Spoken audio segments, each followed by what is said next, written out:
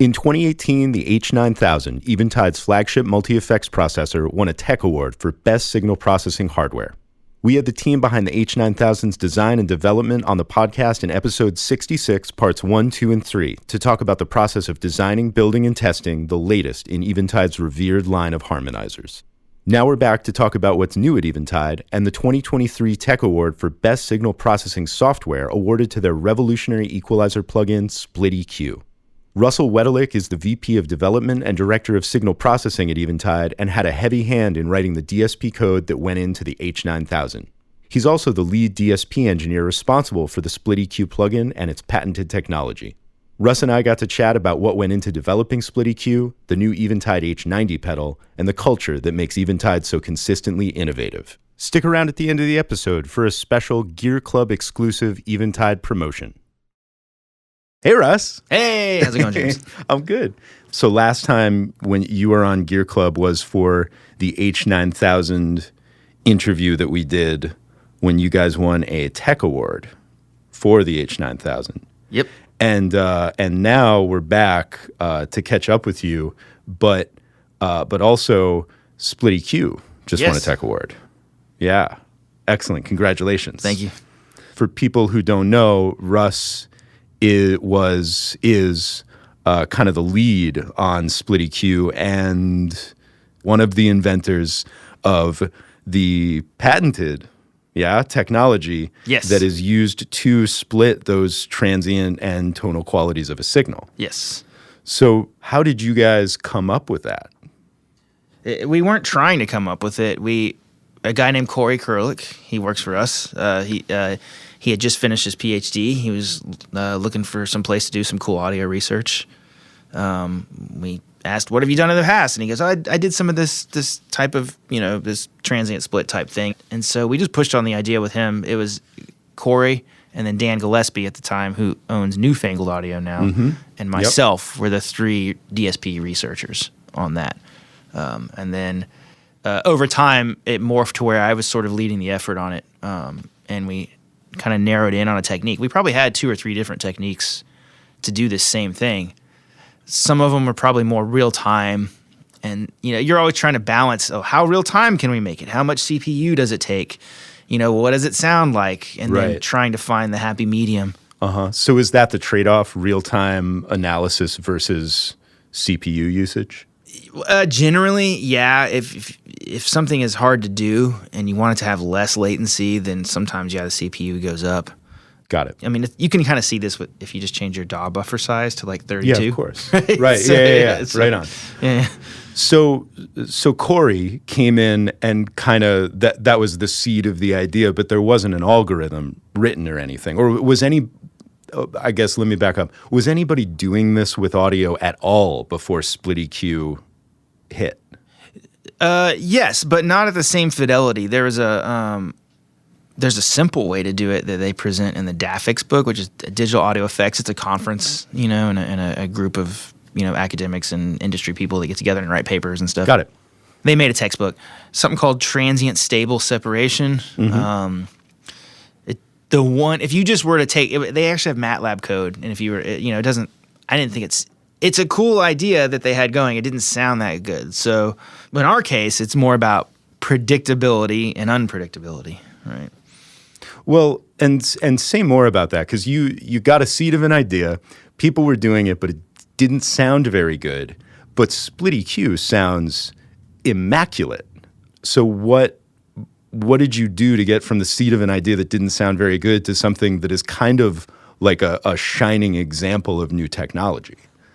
It was basically Corey took that basic idea, made it sound 50% better than the original one. Okay, well, same methodology, but he tweaked it. Tweaked it a little, and then I heard it, and I said, oh, well, if you went that far, how much farther can we push it? And so we started kind of zeroing in on that technique and that idea and studying. A lot of times you can take like a math thing and just slap a bunch of math down, get a result, and you don't necessarily understand why it worked and why it didn't work. So you just scientific method yourself and the process. So at Eventide, what makes Eventide a great place to work, and what makes it special is we tend to all be musicians. We tend to have good ears. We can do both of those things. We can do the math, and we can say, oh, well, that led us down a road that just honestly, it doesn't sound that good. Let's just stop that and refocus a different direction. So it's like the artful combination of the scientific method and taste. Right on. Is that a good way to say it? 100%. Well, and the other two things I'll say, you all have good ears, you're all musicians, you're all very passionate, but you are also all incredibly collaborative. Very spirits. Collaborative, yes. Innately. It's not it's a culture in Eventide that I've seen, but also everybody on a personal level seems very collaborative, and none of you are afraid to say something sucks. No. Which is excellent, because that's how you get to something like SplitEQ, I think. Yeah, there's a lady who does like leadership stuff. Her name is Brene Brown, and I've kind of glommed onto one of her sayings that she says a lot. Is it's not about being right; it's about getting it right.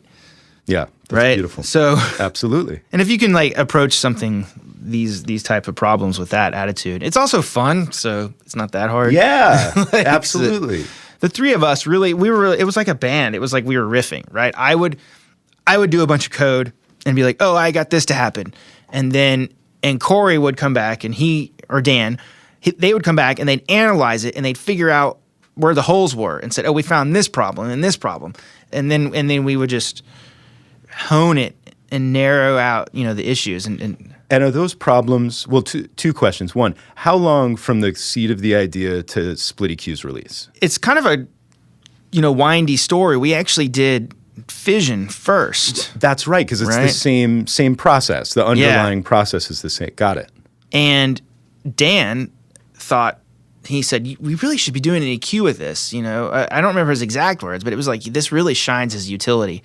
It was a whole separate research project to figure out the right sort of user interface and user experience when you have a split EQ. What does that even like? Sure, it didn't exist before you guys made it exist. Yeah, the UI part was almost as hard as the DSP splitting research part.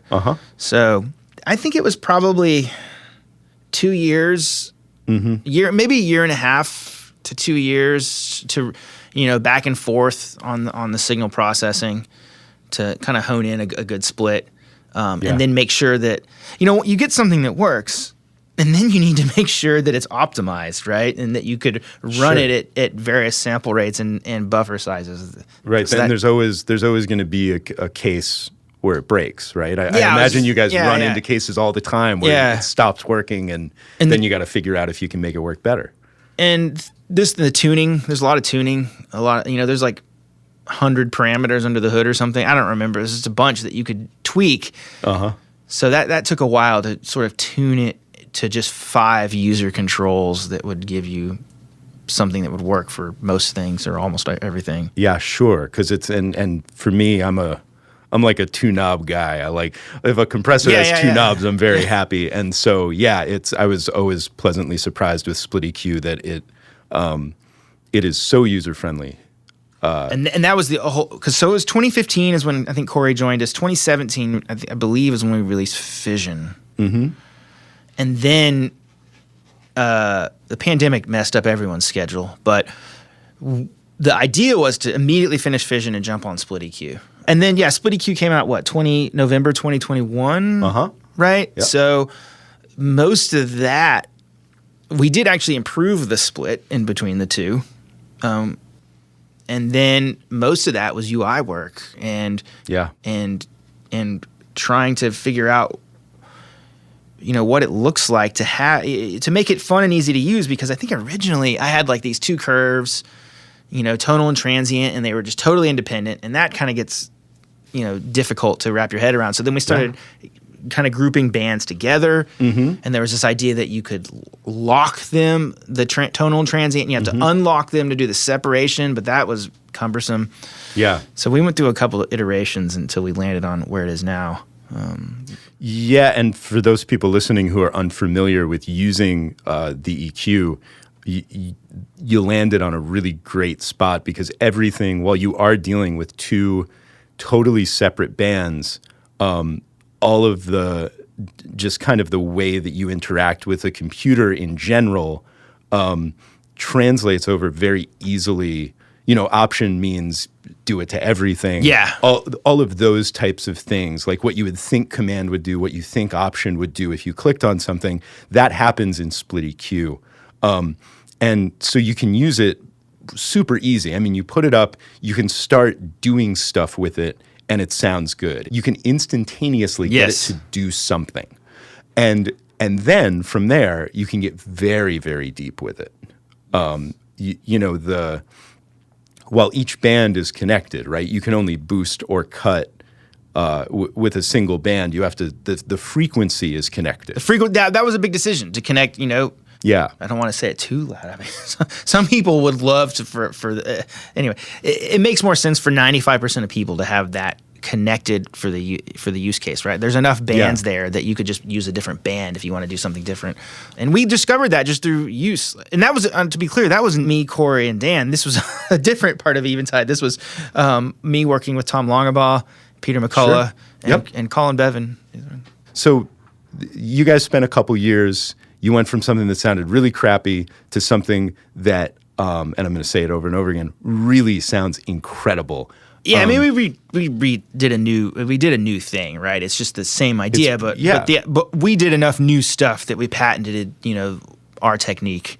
And you said it sounds good, and I think one of the reasons is if it's not, people confuse it. We use the word transient. It's the best we could come up with, but it's not a transient designer, right? We take the audio and we split it into two separate channels or streams of audio. One has the tonal information, one has the transient information. If you put those back together again, and you haven't touched either of them, it perfectly reconstructs your original signal. Yeah, so nothing gets lost. Nothing is lost. There's no degradation to the signal. Yeah, and it doesn't add anything either. Like, distortion is great. I love distortion. Sure. Distortion is adding information. It's generating harmonics, right? Mm-hmm. And that's not always what you want either. You don't want to lose information. You don't want to add information when you're trying to do something surgical, like a very specific EQ task. And I find it really great because of that for mastering. It's a really, really wonderful corrective, very transparent equalizer. Totally unintended. We weren't even thinking about mastering. It's incredible. Yeah. I mean, especially for people who are mixing records in all sorts of environments, the place that you can't hear is in the low end. But it's not like, we're not talking about like 20 hertz. We're talking sometimes a room will have a null at like 95 hertz. But I don't necessarily, like if I just pull that down with a normal EQ, then my bass drum goes away. Yes. But I can use SplitEQ and I just pull the tonal down there a little bit. All of a sudden the mix opens up. I'm correcting for something, an inherent deficiency in the room that it was mixed in, but I'm not having to sacrifice the amount that before SplitEQ came out, I was going to have to sacrifice. And we like that term. We've been using it a lot in different interviews and talking about this, is the term collateral damage. Yeah. Even your like traditional EQs can cause, you go after a problem and it can cause collateral damage. And that's why we end up with these complicated chains of dynamics processors and compressors and expanders and stuff with EQs, usually both before and after, because we're doing it perfect reconstructing. And we're going after tonal information, right? Because something that's tonal rings, right? It's resonant, it's ringing out.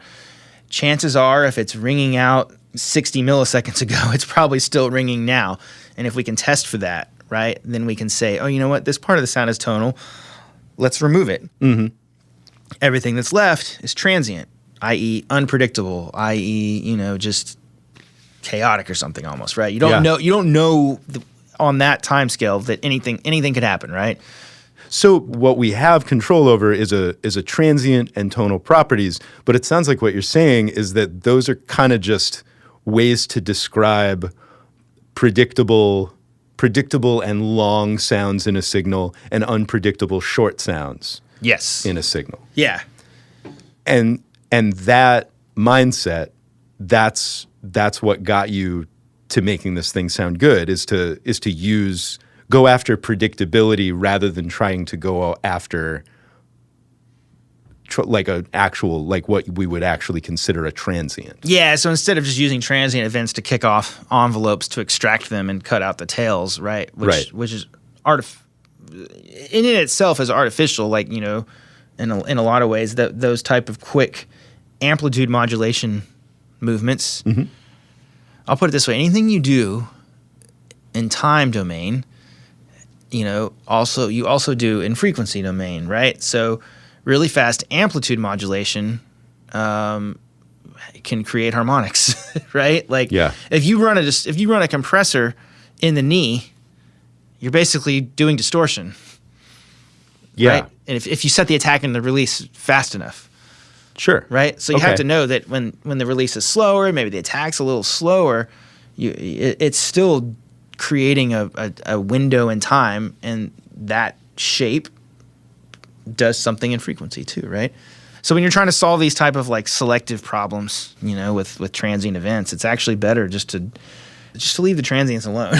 You don't want to shape them, you know. You just want to. Right. If you deal with everything that's not a transient, then that's what's what left. do you have left over? Yeah.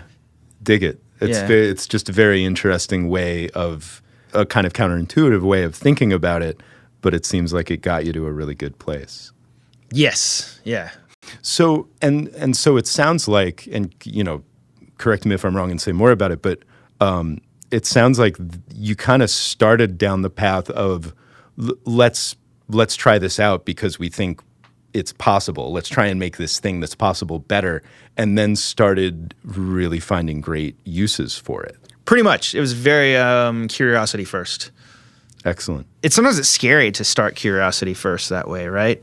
Because you don't know where it could have been a bad bet. But in this case, you know, the right people, the right mix, the right questions, you know, it's usually not a bad bet. Yeah, fantastic. Well, and this sure wasn't, because, you know, I mentioned it earlier, but you guys just got a tech award. Another tech award. Yeah. So that's incredible. And you use it. And I use it. And that's really what's important to me, is that I get to well, use you know, stuff. It's useful to people making music and mixing music, and, you know, like, if it helps people more quickly hear, you know, pull out the emotions and songs or art that they want to hear, then. Well, and that's right. It gets me where I want to be quicker. And that is where it's at with any tool. I kind of had to expand my mind to you know, but it has changed the internal dialogue when I'm working. It has really changed the internal dialogue from, with a normal EQ, this is what I'm going to be able to do, and here's my parameters, this is the box I'm working in. This kind of like, that box is 10 times the size now, because I know I can grab SplitEQ and do something corrective, but also something creative. I mean, it's not, we've been talking a lot about it as a corrective element, but also it's, you know, with the panning, that can be hyper creative. I mean, you can really do things that, again, sound really natural, but just don't exist in the real world. And that's amazing. I think that's why we ended up keeping the panning. It was actually we were like, oh, should we keep this? Is it too much for people? Is it too much? And then we ended up keeping it just because it was that sort of creative side. Well, congratulations, on the Tech Award, and keep this stuff coming. Yeah, definitely. Aside from SplitEQ, you have been up to a lot of other things at Eventide. Actually, I was working on this at the same time. I was able to split this for those H90, not watching. Yeah. This is sitting on a table in front of us is Eventide's new pedal, the H90. Yes. So pretty much, especially during the height of COVID, half of my day was working with the SplitEQ team, and the other half of my day was working with the hardware team on the H90. Mm-hmm. I knew that the H90 needed a follow-up, so I started, you know, drawing it on napkins and stuff. Probably around the same time we wrapped up Fission work, I started thinking about what the successor to the H9 should look like. And so this was a huge project too that we were able to push, especially doing a hardware project during COVID. Oh my gosh, that was stressful, because you had designed a piece of gear, and then you couldn't buy any of the parts that you had intended to put in it, right? Hard to prototype something when you can't get the stuff. That's mostly what I was up to is trying to get the H90, you know, get I didn't think I actually wrote a lot of code for SplitEQ. I don't think I wrote any code for the H90. I mostly was a product manager, which was a strange sort of context switch. Sure. Yeah, I bet. Two different parts of your brain for sure. So is the H90, are we essentially looking at two H9 pedals stuck together that can communicate with each other? It's a little more than that. I think that's the sort of the short sell. But no, they really do kind of work together. We call it a program, right? So there's flexible routing in there, right? So the two algorithms can be series or parallel. It's 4 in, 4 out, right? Yeah. Because we can allow for mono or stereo, 2 mono or 1 stereo insert anywhere in the signal processing. If for those watching, I can do this, please. right? Excellent. Series, parallel. There's insert. 1 mono insert, another mono insert, or if I want to go stereo, I turn this one. And this is very much like the H9000, where you can very easily switch things from being series, parallel, switch positions of what comes first, what comes second. It's more of a baby H9000 than it is a double H9. That's a great. Okay, great. No. That's excellent. That's excellent. And it's a total gut. I mean, it's a new processor. We with the H9000 we jumped to ARMs, and we do our signal processing on ARM chips as opposed to when I first started Eventide up through the H9. We were using the Motorola 56K series, which is a fixed point DSP processor. Right, and we had to write all that code in assembly. You feel like a real hero talking about it, but it takes a little too long sometimes in this day and age. Well, and for anybody interested in that, there's a lot of that talk on the H9000 interviews. I did probably talk about it, yeah. Yeah, well, it was a huge thing, and seems like it's been really good. So even if somebody owns 2 H9s and loves using 2 H9s, they're going to get a different experience and an enhanced experience by having an H90. Yeah, the H90. I mean, we have new algorithms that more powerful processor means you can do new stuff. So we have polyphonic pitch shifting. We did a really good Univibe clone. Nice. We have better delay models, in my opinion, better. Some Bucket Brigade stuff, some tape stuff. Cool. A couple new big reverbs. And more planned. This is a lot. That's amazing. Yeah, and more planned that we can do on this thing. The other nice thing is it's like very like live centric. It's live performer centric. So every time you switch programs or presets or whatever you want to call them, you make a switch live, and if you had something really ambient, it has this true spillover feature where it just seamless transitions, right? Right, so the reverb tail will finish out while you move to a delay or distortion or whatever. Yeah, excellent. That's excellent. It's very much a live creature, live box kind of thing. So we got SplitEQ, we got the H90. Is SplitEQ ever going to make its way into H9000, H90, anything like that? It's actually tough because it kind of touches on the nature of the algorithm. It does have, it's not exactly it's real time in the mixing context. But its latency is probably around the order of 60 milliseconds. That's too much. Right? Yeah. Okay. On a completely different note, you are a bass player. I'm a bass player. We made a few records together. We did. Over the pandemic. Yeah, we did. With your band, Ryan Law and the Shelter. Yeah. Can you talk just a little bit about that? Yeah, Ryan was the lead singer of my college band. We were called Two Spy. After college, we went on our separate ways. I tried to play bass for a while. Made it about 2 years before I went back to engineering school. He ended up getting his PhD in college administration, so he's in Doha in Qatar as the college admin of a chemical engineering school.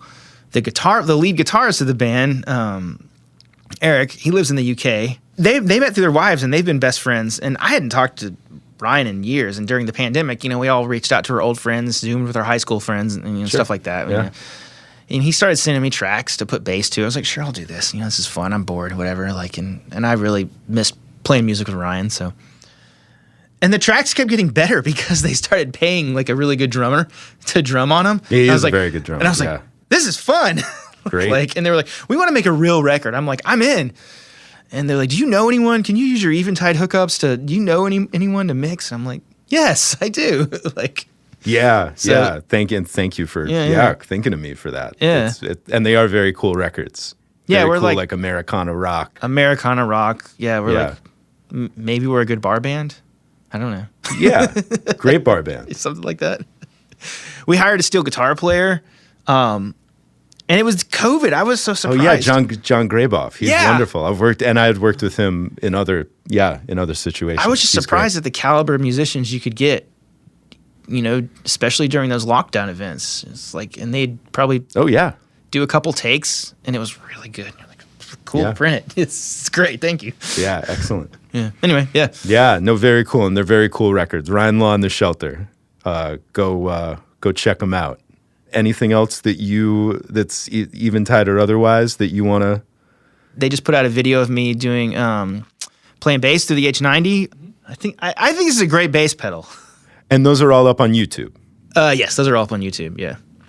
Congratulations again on the Tech Award and on developing a really fantastic and unique and powerful tool. That Thank you so much. Yeah, and I mean it. I mean, I use this thing every day. So thanks Yeah. for doing this. For more from Russell and the rest of the H9000 team, check out Gear Club episode 66, parts 1, 2, and 3, available at gearclubpodcast.com or wherever you get your podcasts.